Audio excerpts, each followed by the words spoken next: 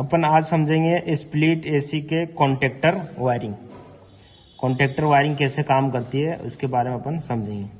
तो वायरिंग बनाने से पहले अपन सबसे पहले देखेंगे क्या क्या होती है एडिशनल चीज। ठीक है, जैसे अपन ने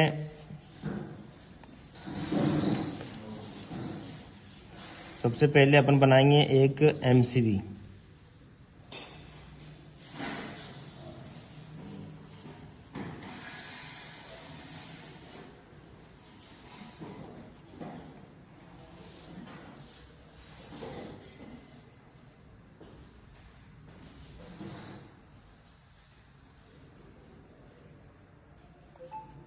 एमसीबी बनाया, एमसीबी के बाद में एक सॉकेट बनाया अपन ने।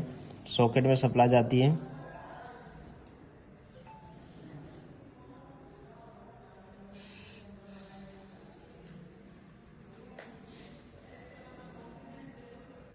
ये सॉकेट में सप्लाई गया। ऊपर वाले जो दिख रहा है इसमें सॉकेट में जो है ये वाला, इसको बोलते हैं अपन अर्थिंग के लिए, है ना। और इधर जो अपने दिख रहा है इधर, इसको न्यूट्रल, और ये जो है अपने कौन सी फेस। ठीक है, उसके बाद में ये जाने के बाद में एक आती है स्टेबलाइजर।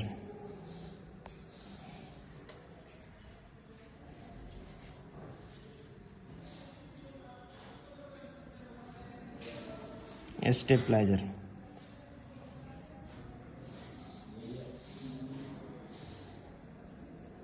स्टेबलाइजर स्टेबलाइजर में क्या होती है, इंडिकेटर होती है इसमें।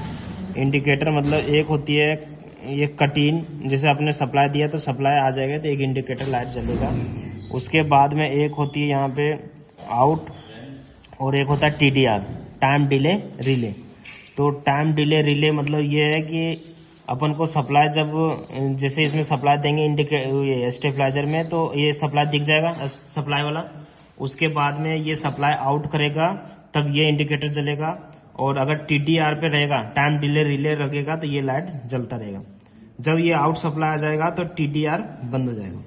ठीक है, तो इसमें क्या होती है कि अपन को यहाँ से जैसे एक लाइन ये आ गया अपने को, ये जैसे अपने को लाल वाली ले लेते हैं अपन, एक जैसे अपने 1 पॉइंट, 2 पॉइंट और 3 पॉइंट। ठीक है, उसके बाद में यहाँ से निकलेगी अपने को ये फेस, न्यूट्रल और अर्थिंग। अपन को ये स्टेबलाइजर में देना पड़ेगा। तो ये हो गया अपने, ये फेस की हो गया एक वायर। उसके बाद न्यूट्रल वाला जो है ये नीला कलर के मैं बना रहा हूँ, ये नीला वायर हो गया। और अर्थिंग लिए जो है ये अपने ग्रीन हो गया ये।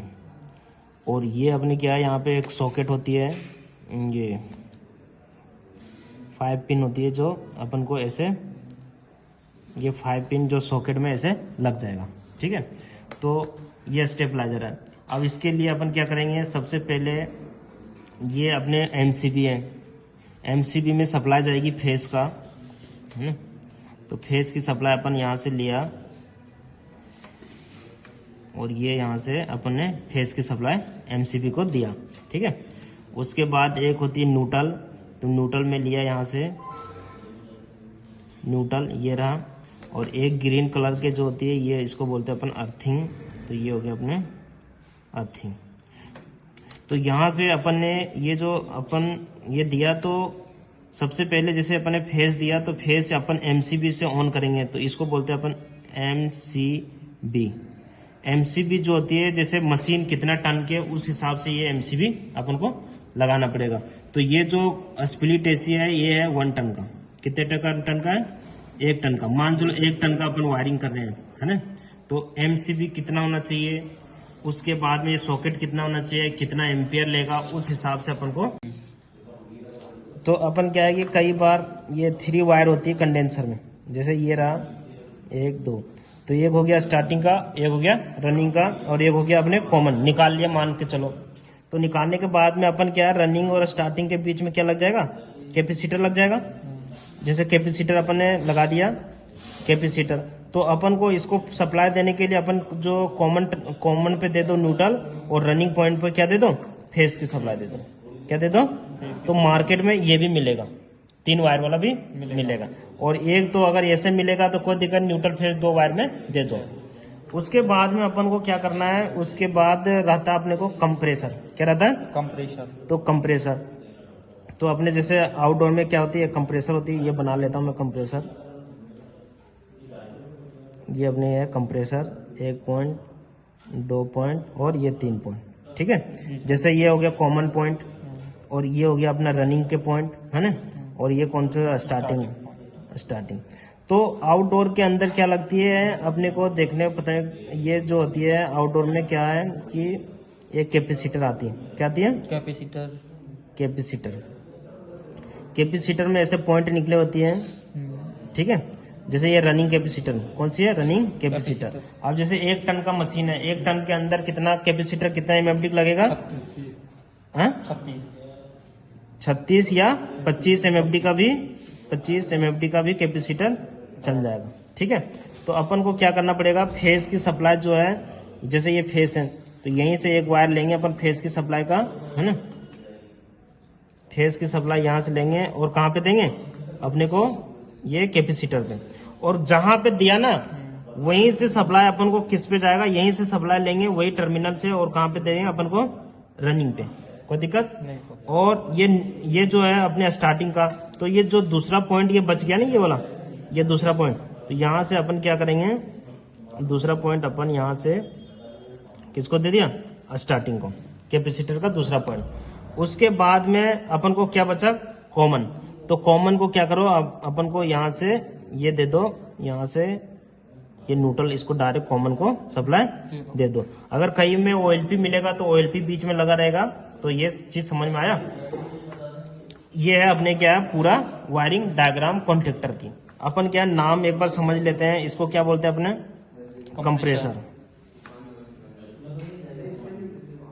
कंप्रेसर। ये जो है अपने कौन सी कैपेसिटर है? Running capacitor. Running capacitor. और ये जो है अपने क्या बोलते हैं इसको? Condenser fan motor. ये चीज समझ आया? और ये जो है अपने क्या बोलते हैं इसको? कॉन्टेक्टर। ये जो आउटडोर में लगे होते हैं इसको बोलते हैं कनेक्टर। क्या बोलते हैं? कनेक्टर। ये जो है अपने क्या है? ये सॉकेट। क्या बोलते हैं इसको? सॉकेट। इसको अपन क्या बोलते हैं? एमसीबी। क्या बोलते हैं? एमसीबी।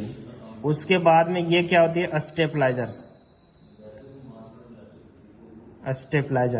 ठीक है, उसके बाद ये हो गया पीसीबी। अपन को ये चीज समझ में आना चाहिए, इसको यहाँ से जो सप्लाई है इसको बोलते हैं पावर सप्लाई। क्या बोलते हैं? Power supply. अगर मान चलो ये फेस और न्यूट्रल के बीच में अपन वोल्टेज चेक करेंगे तो कितना आना चाहिए? फेस और न्यूट्रल के बीच में वोल्टेज चेक करेंगे तो 240 वोल्ट या 230 वोल्ट आना चाहिए।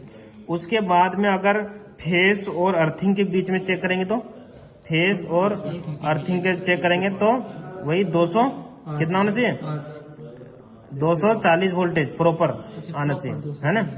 उसके बाद में अपन चेक करेंगे, मान के चलो कि ये न्यूट्रल और अर्थिंग के बीच में जैसे अर्थिंग आ रहा कि नहीं आ रहा है, तो वो कितना 1 से कितना आना चाहिए? 5 वोल्टेज।